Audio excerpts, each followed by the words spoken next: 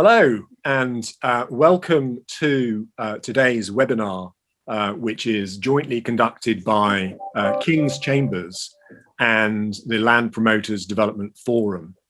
Very glad that you are able to join us today, and we have an excellent panel of speakers.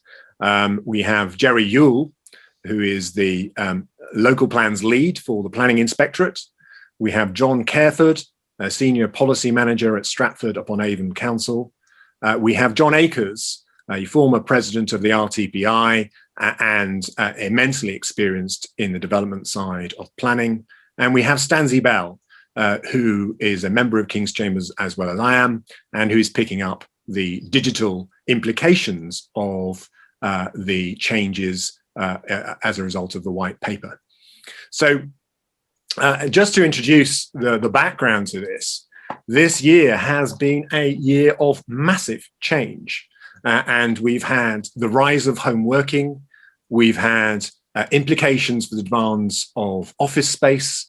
We have the need for green space, equality of access to those spaces. We have broadband as infrastructure, changes to the retail landscape, and travel patterns are changing as we speak, and we don't know how that is going to work out in terms of the planning process. So the pandemic has had major implications for how we are planning in the sense of what we're planning for. But in addition to that, the pandemic has accelerated massively changes in the way in which examinations are conducted. And the very fact that we're having this webinar today indicates how things have changed, and there have been a large number of virtual examinations conducted by computer with some of Jerry's inspectors navigating through the process, and they need to be complimented for their ability to have caught up so well in a lot of business that needed to be conducted from a planning point of view, from a standpoint in February and March, when it was difficult to know precisely what was going to happen.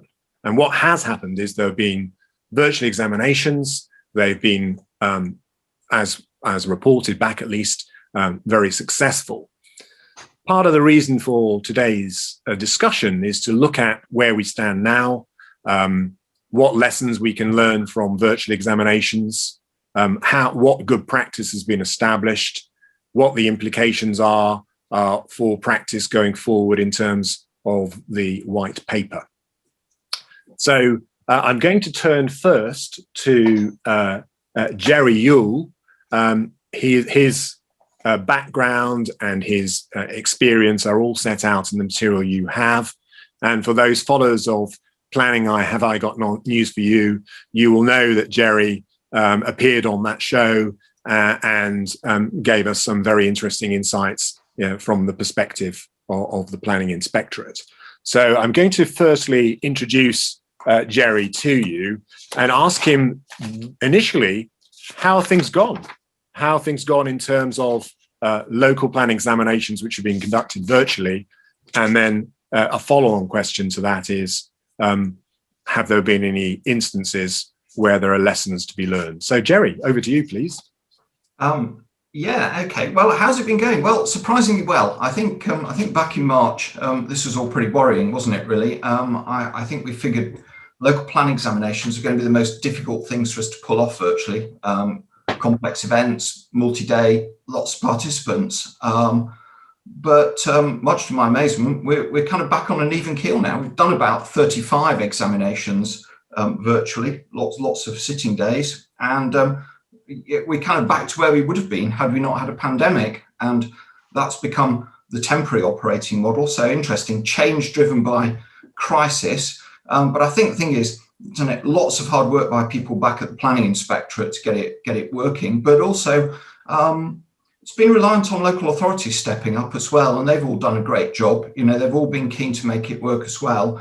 And I think it's been helped by the fact that participants generally get into grips with this stuff, doing meetings like this.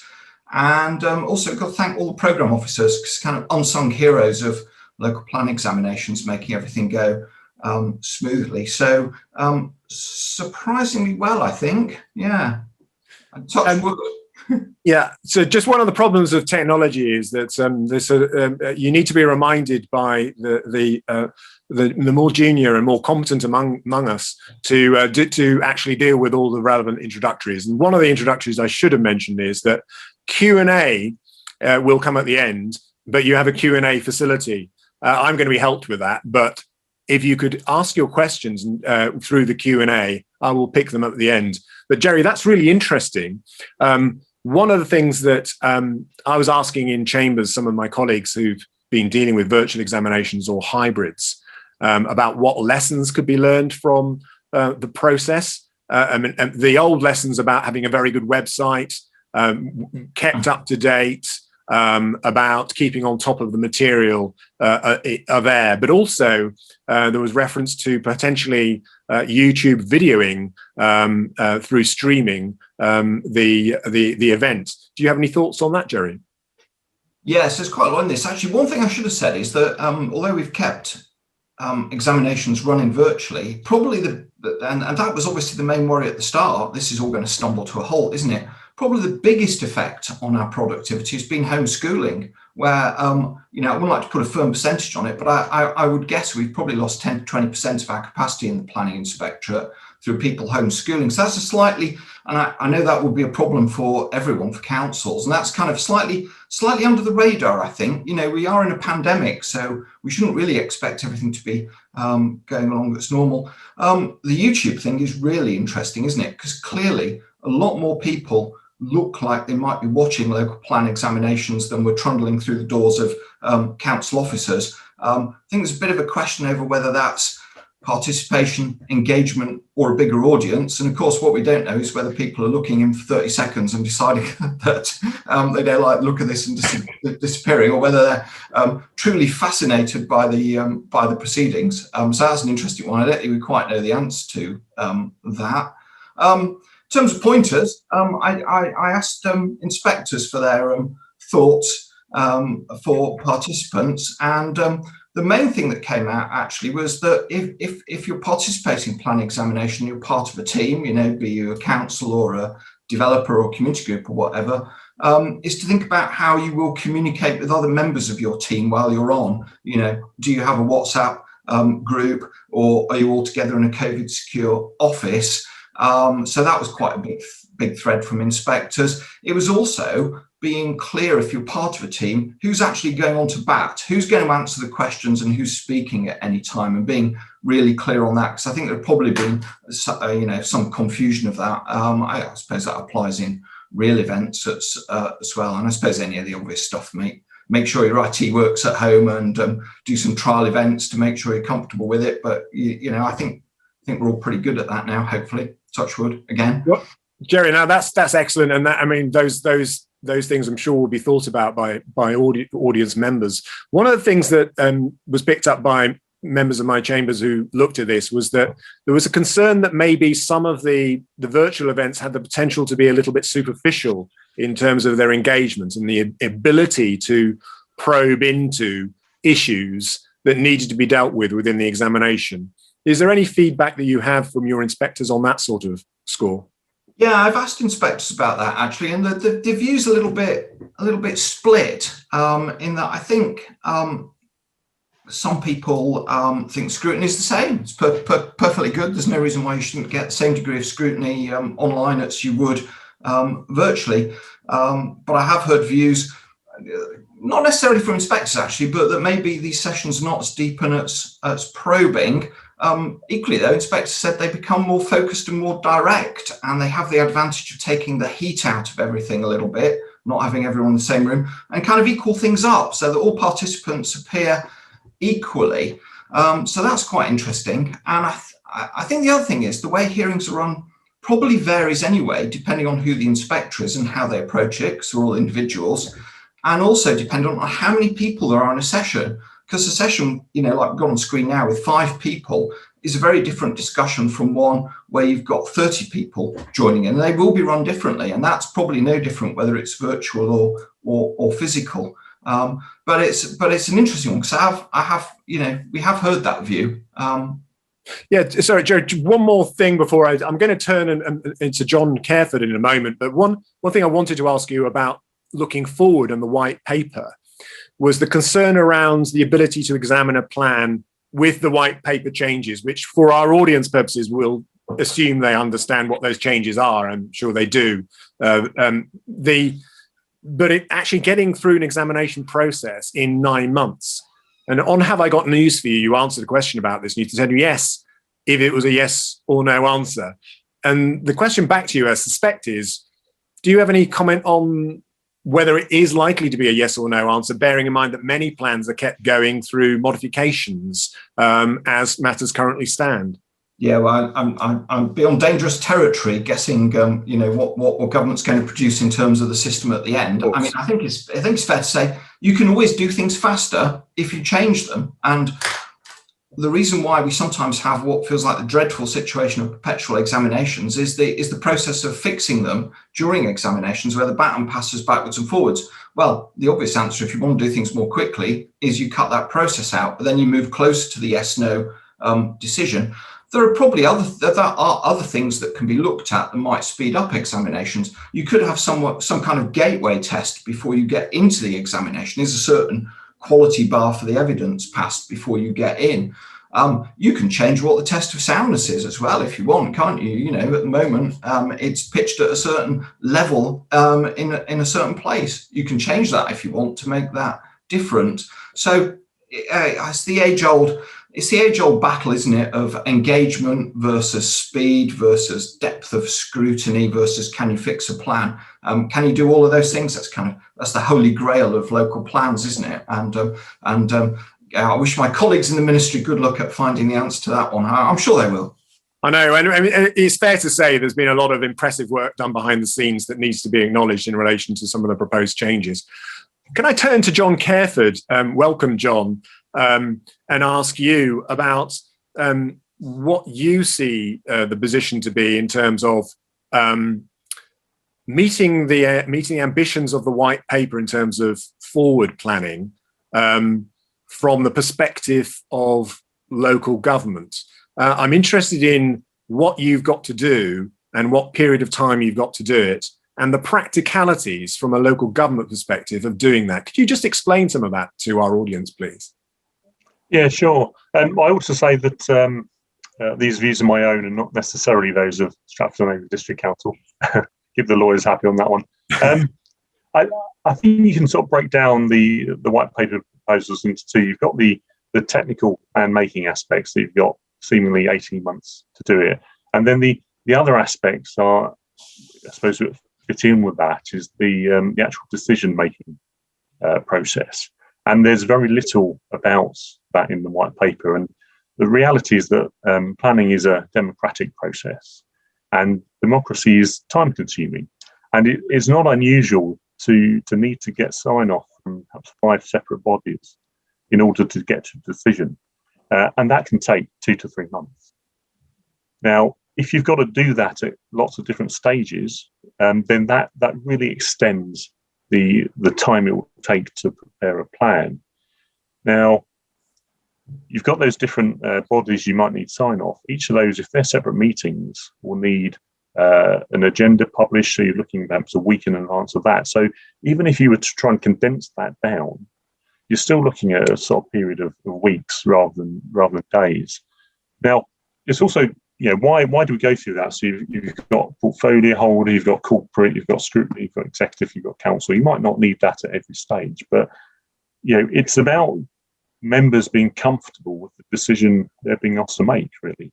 And bear in mind that councils do lots of other things. They don't just do planning. Councils do that as well as councillors. And many councillors work these days. They're not. I think the image of a council being retired and being a council because they've got nothing better to do is quite old hat these days. A lot of them do work. They're very dedicated. So the reality of getting a quick decision, I think, is very challenging indeed. And then you've got things like holidays.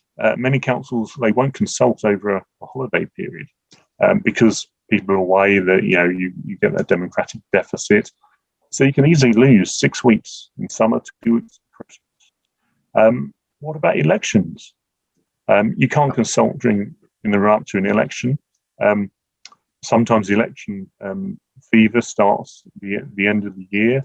So, John, just sorry to interrupt you there, but you've presented a clear picture that there are a large number of delays that are inherent in going through the democratic process that need to be taken into account when you're planning and plan making, and that's clear. But in terms of the proposals for change, then they are very radical changes.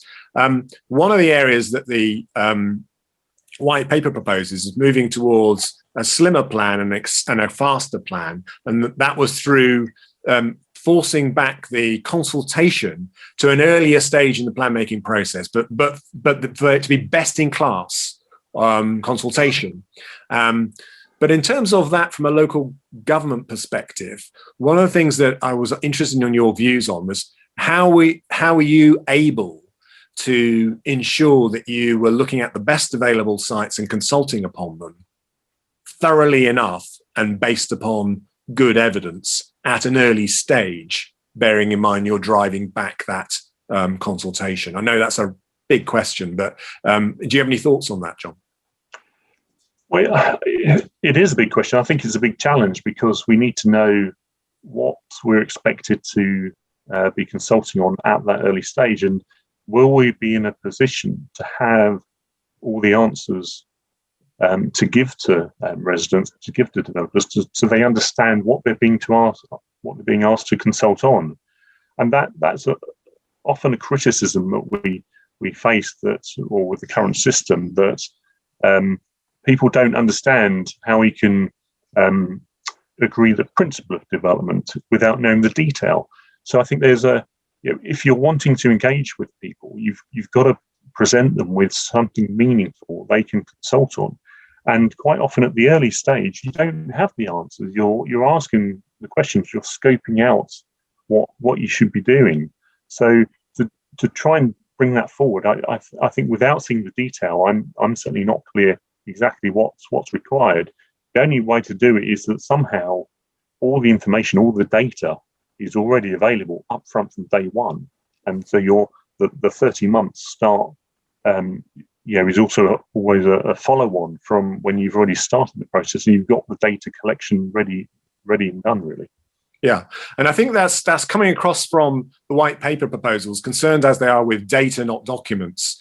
But obviously the quality of data available on a consistent basis to local authorities is vital in all of that. Because if the data is not there, then it's very difficult to move forward through a speedy planning process. Now I'm going to turn, if I can, to John Akers to introduce John's experience on this, and it's vast, as our audience will see.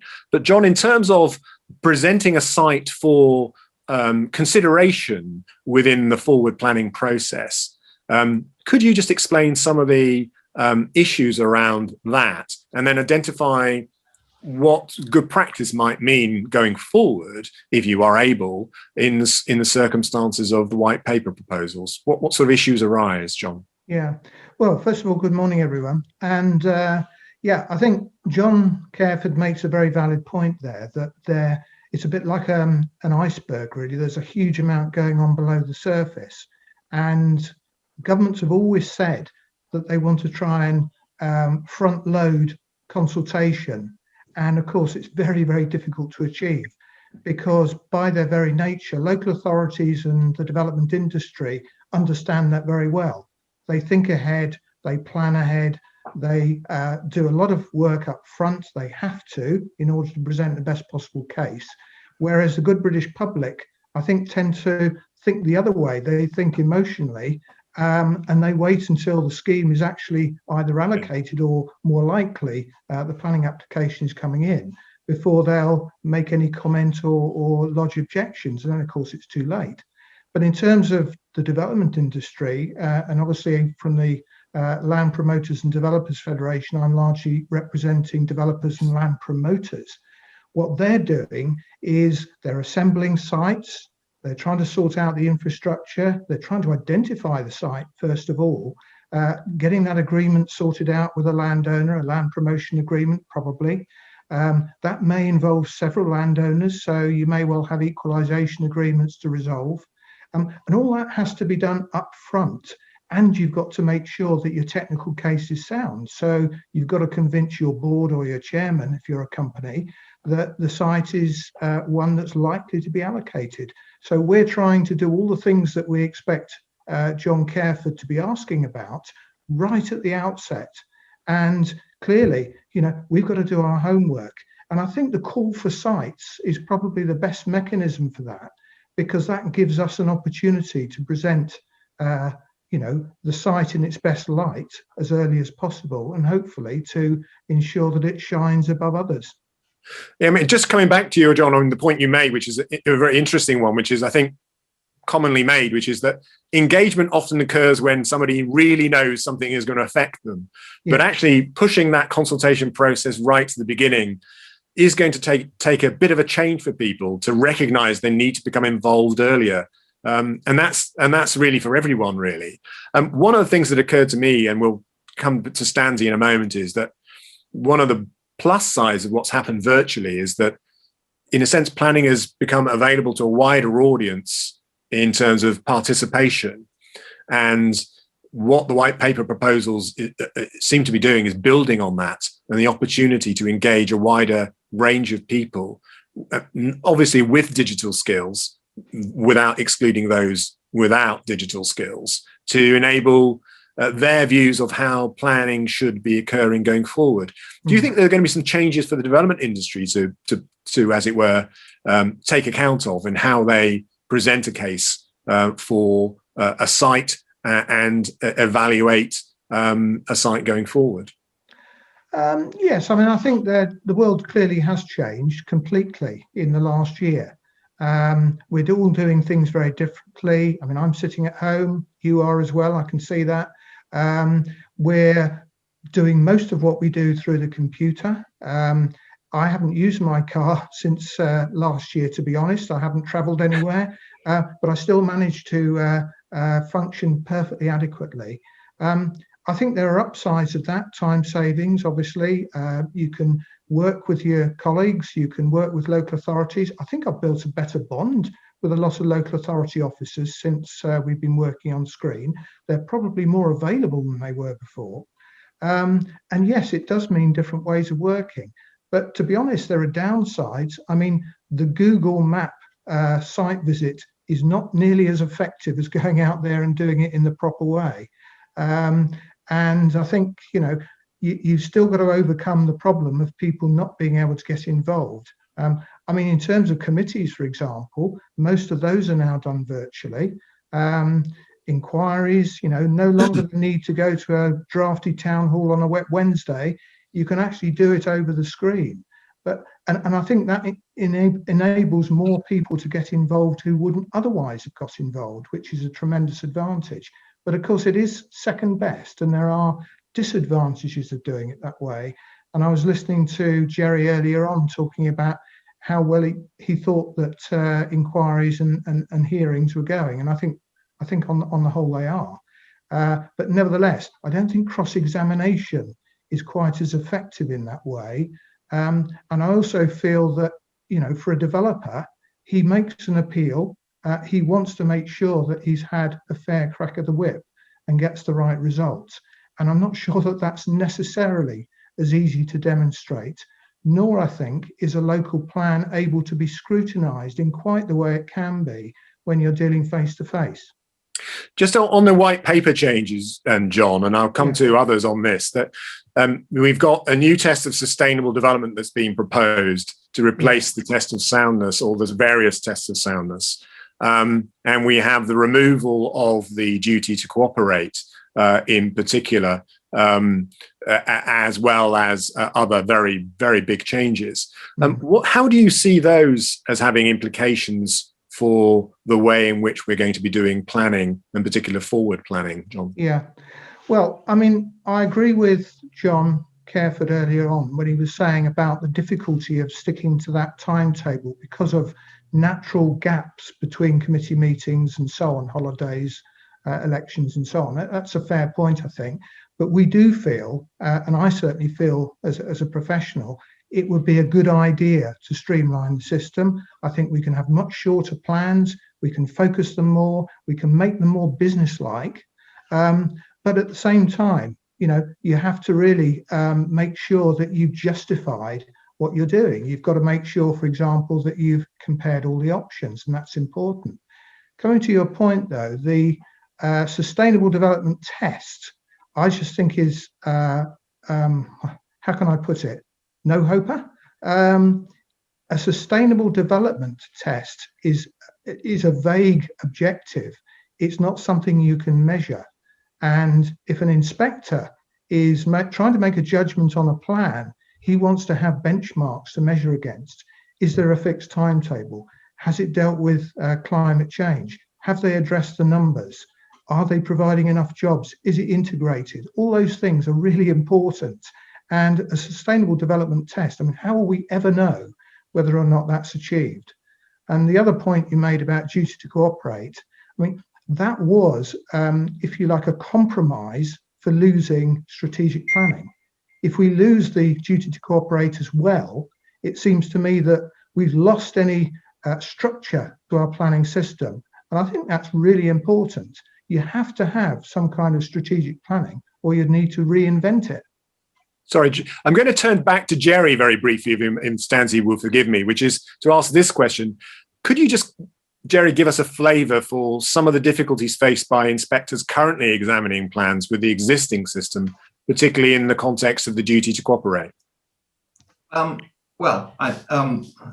so much in this, isn't there? I mean, there was talk about allocating sites, and at the end of the day, that's what it comes down to. What people are really concerned about, that's the development industry and local communities, and it's lines on maps and what's going to be developed. So that's always going to be contentious, however you deal with this. And what do we get now? 3,000 reps on average for a full local plan, seven or 8,000, I think, for the London plans. You get inspectors facing an enormous volume of material.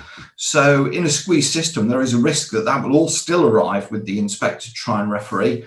And the big issues are around that, really. They're around, can people meet their housing need? What's their housing requirement? What sites do they allocate? What do they do when they're greenbelt? What do authorities do when they feel constrained so they can't meet their needs? Have they engaged with their neighbours? The whole issue of strategic planning. How do you do this over what sort of area? And of course, in this country, we've swung backwards and forwards, haven't we, from regional assemblies, national government, local authorities. Of course, my worry, sat in the inspectorate, is that everyone ends up looking to the inspector to resolve that. Well, that's actually quite a big ask if the system focus it down eventually on one individual, because they take a lot of that flack. So it's kind of a bit of a well-being issue for us in the inspectorate.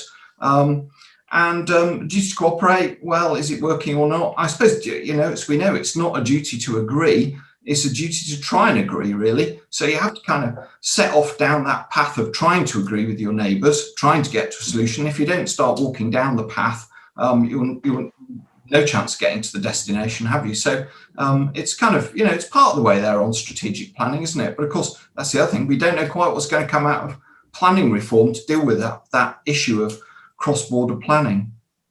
Yeah, I mean, we're going to turn to John Careford, if I may. Thank you, Jerry. That's really, really helpful. And John Careford, obviously you're dealing with it from the local authority perspective. One of the questions, and I'm going to turn to John Akers after this, is that I'm not going to ask Jerry about this. It would be unfair to, because he has to deal through inspectors with what the test is, not comment on what it should be. But the question about sustainable development as a test, it strikes me as being a very, yes, we understand what it is, but how do you get around a sort of cutting edge to an examination by reference to sustainable development or not? I mean, we understand the soundness tests. Some of them are quite hard-edged. But sustainable development as a test, what do you think, John Careford?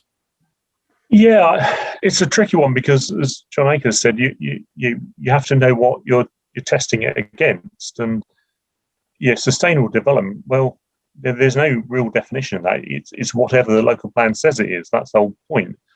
But in order to get there or anywhere close to it, to my mind, you have to test a range of options or present or explore a range of options and understand what the different implications are of those options at the very least. And at that point, you can then start to make judgments and justify why you're going down a particular route. But I would have thought you still need to have some sort of benchmarking against that. John Akers, sorry, I'm going to interrupt you, John. John Akers, what's your view on that? I think I've already given my view on that. I agree. I think you do have to have clear benchmarks.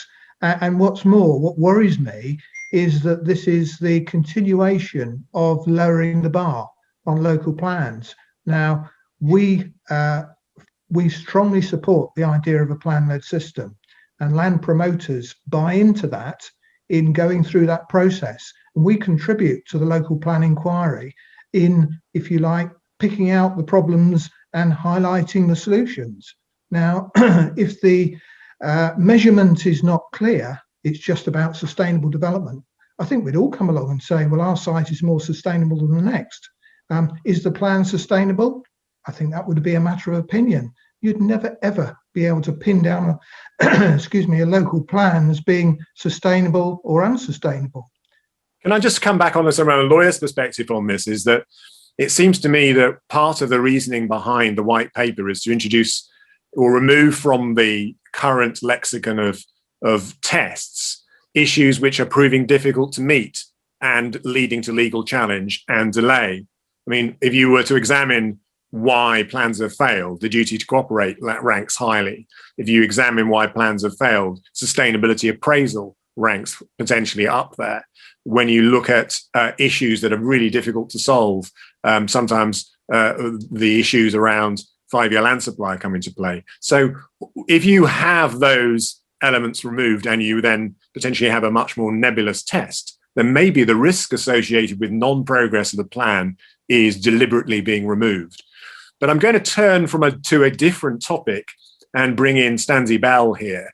Stanzi has been waiting patiently. Stanzi, I've asked you and you have agreed to look at the issues around the digital technology and what that means for local plans, and in particular, starting with consultation. I don't know what view do you have comparing the existing process with the potential for change that exists in terms of digital technology? Well, I think the two watchwords that really come out of the white paper, Gary, are accessibility and standardization.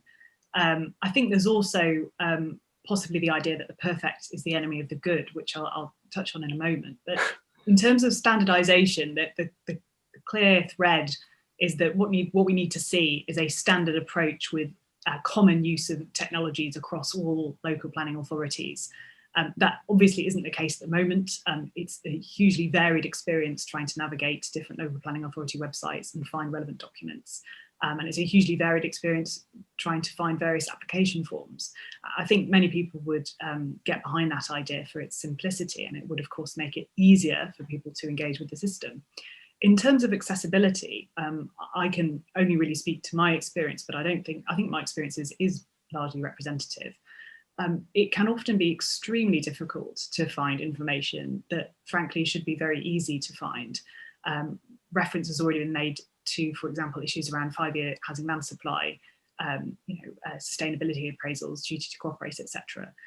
There is absolutely no reason why that information shouldn't be very easy to locate on a local planning authority website and to access digitally.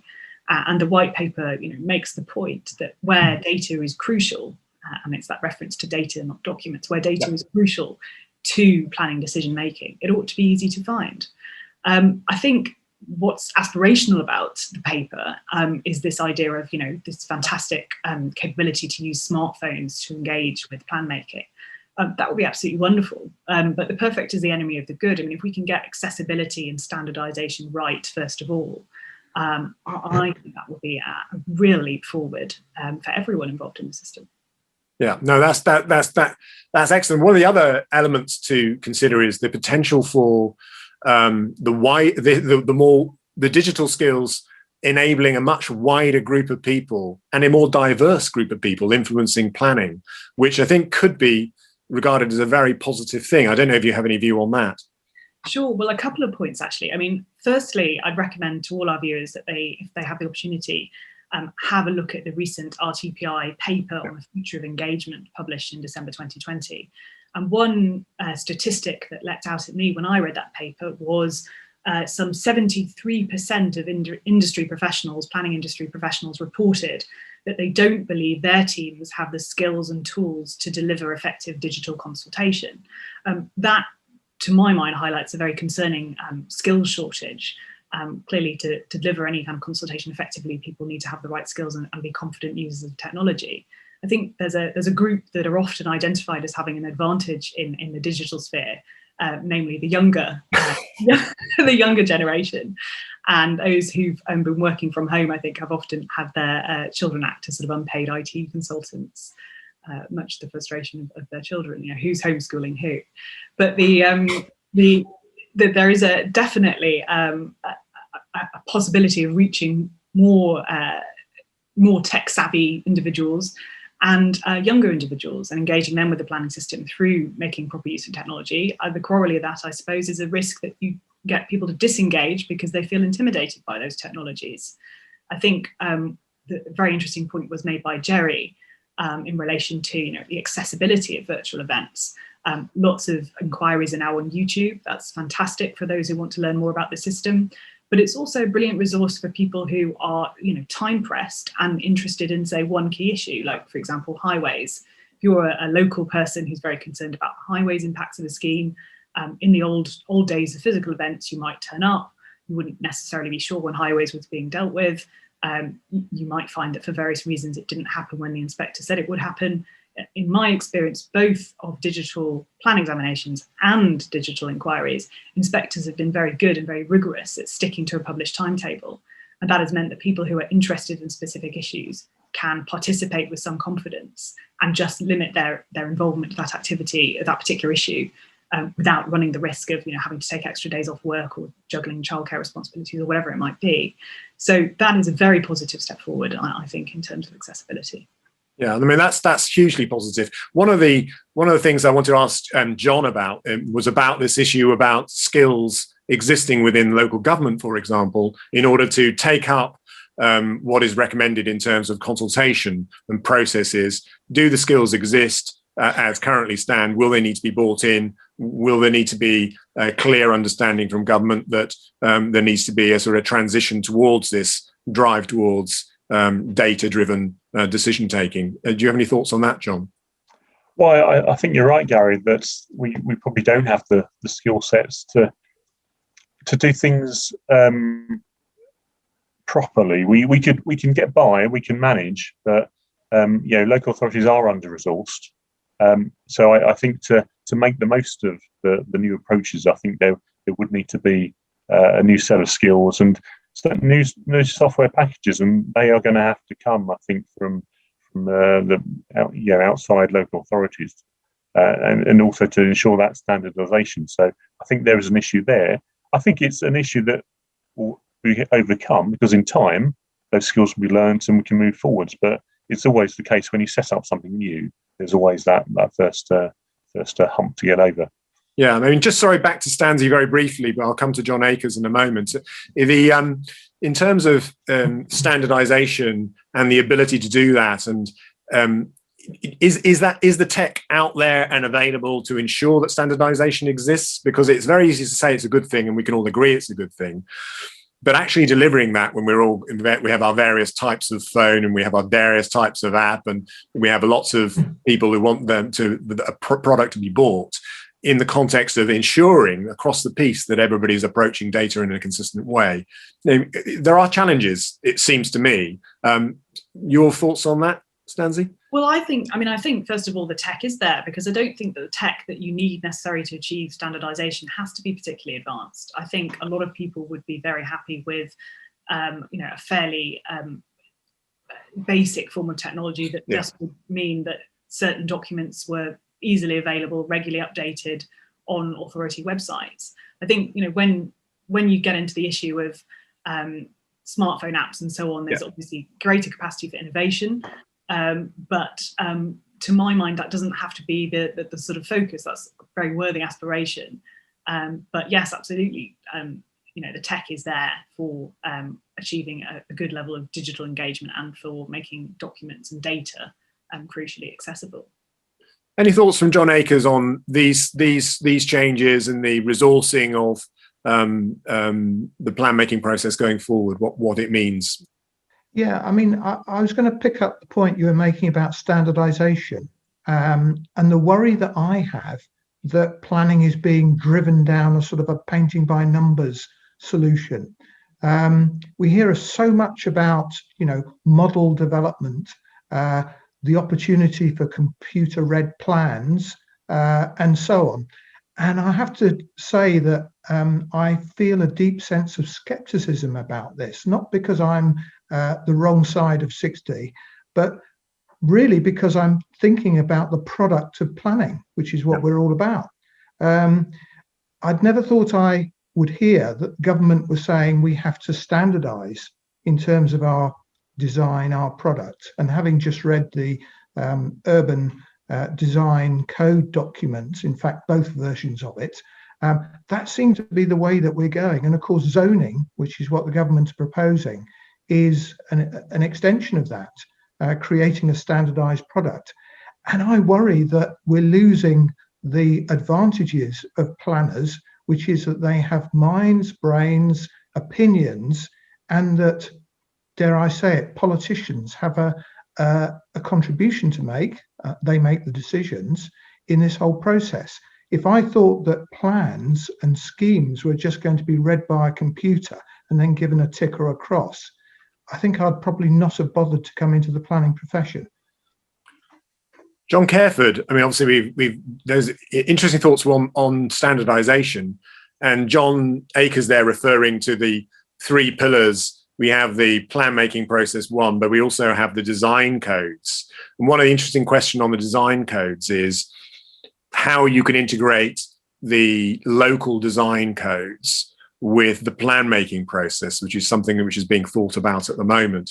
Your thoughts in the context of rural boroughs that you have, of some of the issues that arise around design coding or local design coding, bearing in mind a level of standardization from a national design code?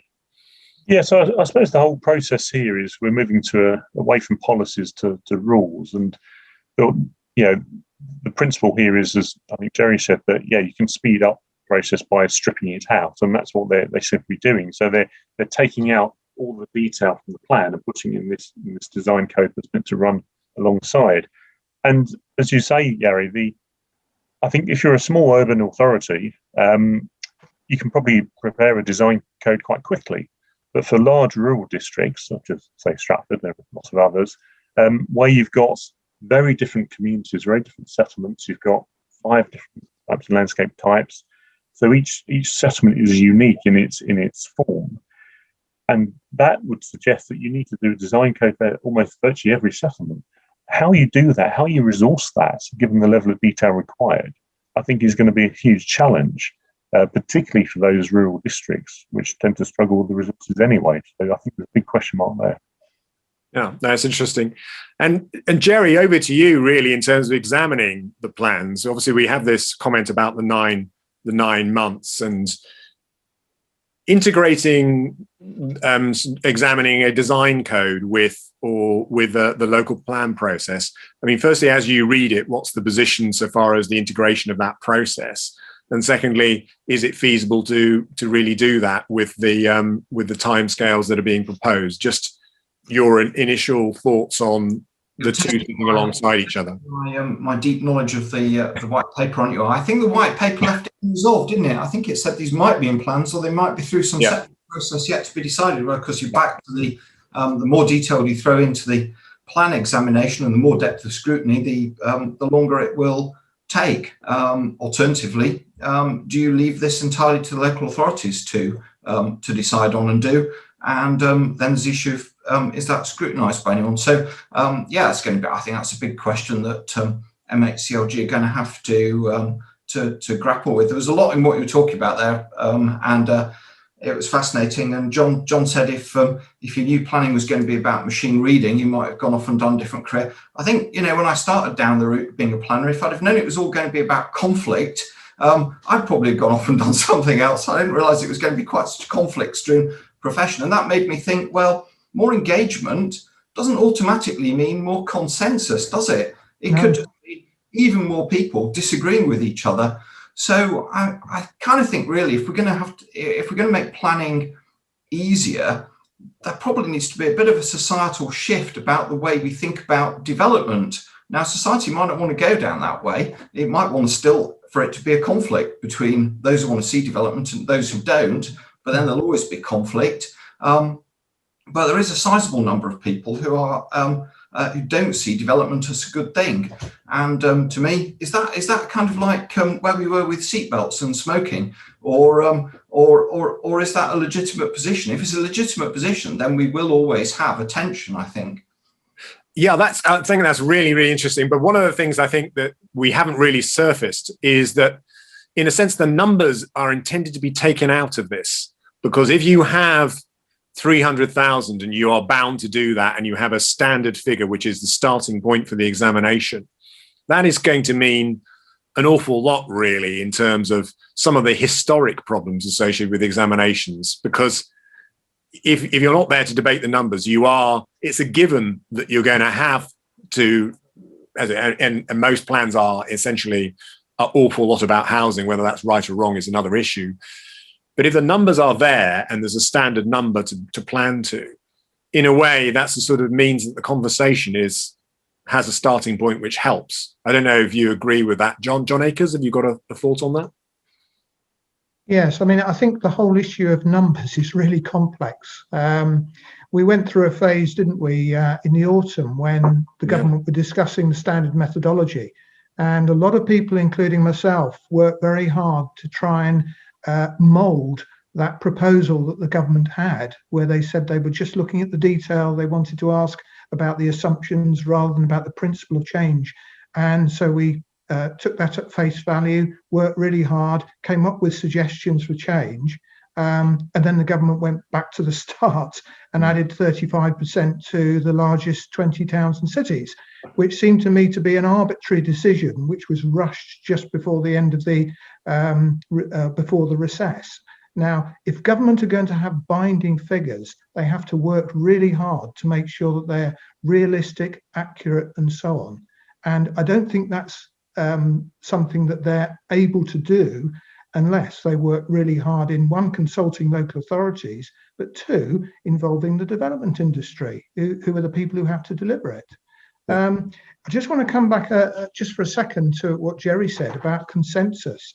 And that's really important, because the assumption in the model design code and also in the white paper is that the more you have consultation, the closer you'll get to consensus. And in truth, it's sometimes the opposite. You actually diverge rather than converge. And you have to be aware of that. And I think Jerry's points about conflict in the system are very valid. Not necessarily conflict, but certainly disagreement. There was a document came out last week called Strong Suburbs by the Policy Exchange. And it was a fascinating document to read. But it assumes that if you have a vote on each street, that people will agree on a 50-50 basis whether or not they want to completely redevelop their street or they don't. Now, I can imagine what would happen if there was a 48-52 vote to do it. I think we've been there before, haven't we? John Careford, that's a really interesting thought. John Careford, just on some of the government changes that have occurred over the last few months, and we've had PD rights being extended pretty significantly. We've had the white paper proposals. We've seen a period where there's virtual examinations are taking place in a commonplace factor, and we'll come back to those in the Q&A session. We also see then that if you're developing in existing urban areas with PD rights and and you also have this approach to standardization on design subject to local coding. Is there a sort of direction of travel that you are aware of or feel is present in some of the changes, some of the proposals that are coming forward at the moment? And what implications does that have, or do they have for local government? I think there certainly seems to be an urban focus to the white paper and the changes, and we bore that out in our response to the white paper. And it's to what extent that fits with more rural locations across the country.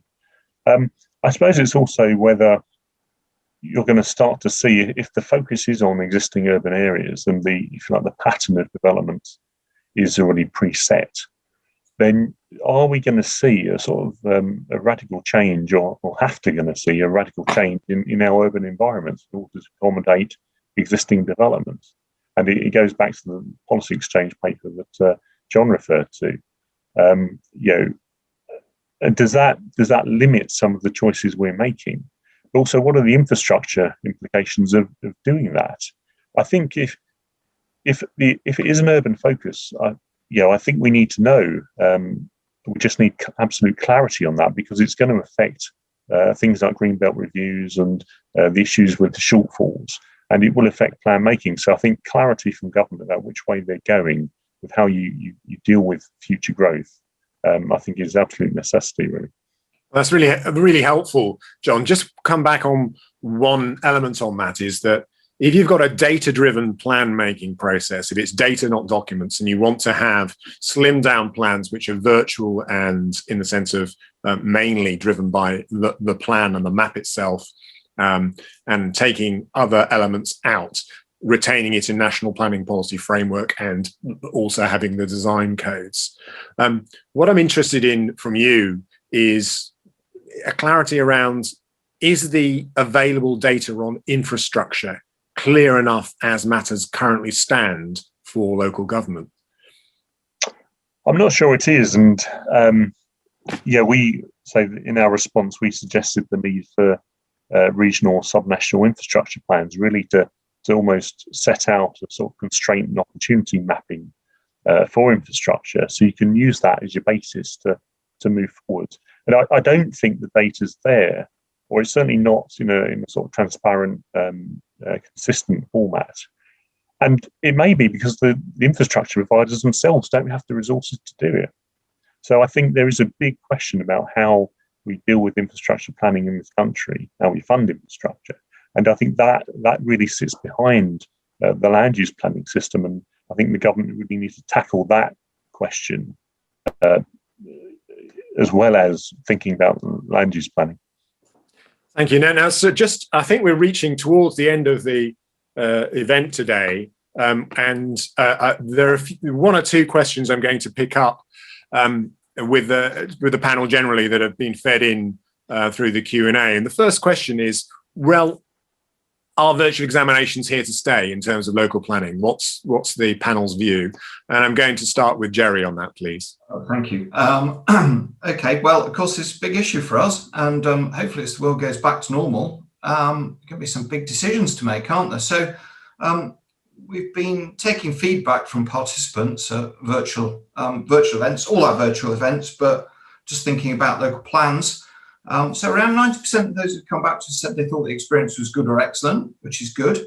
I think we've shown that all three options work: physical, virtual, and blended. But we only got a couple of local plan examinations running through blended before we went back into lockdown. And a lot of credit to Hambleton and Doncaster for, because they were the ones, councils, who set those up.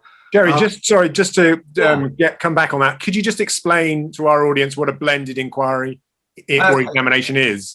A blended is the perfect combination of virtual and real, because participants can in effect choose whether they turn up in person or they beam in digitally through a screen. And that was pretty much how it was starting to work in Doncaster. I think the lockdown hit halfway through. So then we've been asking people, if you had a preference, what would it be? And you'll probably guess the answer is a split between virtual and Some would like virtual, some would like physical, some say they don't care, because it matters to them, and some say we'd like blended. So, what do we make of that? That's really difficult. And there are pros and cons to both, and we've talked about them today. So threading you, and everyone is in different, John was talking about that 48-52 vote and how difficult that was to untangle. This feels to me like that, actually.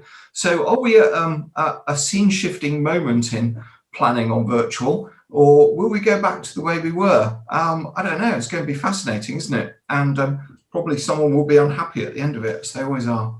Well, what we do know is that the existing rules allow for it already, and obviously there's a pandemic response that is underpinning it. And there's no doubt that if it's intended to be an option for the inspectors, that could be made even clearer in the rules within any revised system. So there's no question that it's going to be an option going forward. I think the real question for people out there is it going to be the default? Is your starting point going to be that you have the open event, or is the starting point to be a virtual event? I'm going to go turn, and I'm not going to ask you, Jerry, because I think you have to pick up what the outcome of that is. John Akers, your view on that, please. Yes, I think the world has changed, as we all say, and I don't think you can go back to where we were, because I think that society will expect us to do it in the most efficient way we can. And that's reducing travel, reducing the amount of accommodation that we have to stay in, hotels and all the rest of it. Having said all that, surely the most important thing is the outcome. So that means, are we scrutinising the local plans properly? Are we making sure we get the best results? And if it's a Section 78 inquiry, is the appellant and indeed the objector getting a fair result? And that's the most important thing, really. So I think, to be fair, the virtual inquiry is probably always going to be second best, but there will be compromises, I'm sure. And if there was a choice, if there was a choice between inquiry, hearing, virtual hearing, blended hearing and written representations, maybe that's the answer. Give people the opportunity to choose. John Careford, your view on this? Is it here to stay? Well, I think it probably is, but I'm not sure it really matters, because it's just a means to an end. And to follow John's point there, that surely the key choice is between whether it's a hearing, inquiry, or written reps. That's the key choice. So if those happen to be virtually or in person, I don't think that matters. But you can get, the process for doing written reps, hearing, and inquiry are very different. So I think that's the real choice for me, really. One of those three. I mean, obviously, in an examination is subtly different, or is different indeed to an inquiry or an appeals event. Section 78 different to an examination of a local plan, and they have a different feel. I mean, you raise your hand as opposed to your Toblerone on a virtual event, but a Toblerone is the order of the day in an examination, and always has been. And I guess the Rosewell proposals have meant that there's been a slight graduation of the appeals process towards that, but we probably haven't quite reached that, and we've got cross-examination. So Stanzi, your view, please, on are they here to stay? I think in some form they probably are, because I think the technology is there. We've seen it can work. I'd certainly be in favour of seeing an increase of virtual events for hearings, where there's a sort of roundtable discussion. I think that can work really well, and I think you can get people involved a lot easily. And I've also really welcomed through this process the increased sort of case management powers used by inspectors. Yeah. I think they've been really helpful for narrowing issues, streamlining cases. So I would certainly hope that the case management approach is here to stay. Well, I think that is a good point at which to wrap up today's event. I'd just like to thank each of the panelists for their contribution and giving us their time. I'm very, very grateful. I hope that those who've been listening have had some benefit from today's discussions. If I can take you in turn, Jerry, thank you very much for joining us. The perspective has been excellent. I've really enjoyed it. And thank you also to the many inspectors who've been doing a grand job in trying to keep the planning system moving forward over the last year. Thank you. And John Akers, thank you so much for your contribution, drawing always upon a vast amount of knowledge and experience, and very insightful. Thank you very much, John. Thank you. You're too kind. And John Careford, thank you. It's not always the case that we get the local planning authority perspective in planning. I know it was your personal views. I think they've been really, really helpful to hear. I'm sure the panelists have been grateful for it, and otherwise needs to be listened to, because there are issues around democracy that need to be thought about in how fast we can move through the plan making process. And finally, sorry, John, thank you. Thank you. And Stanzi, thank you as always. Excellent, really interesting insights into the digital implications of plan making. Thank you very much from all of your panelists, and that concludes our event today.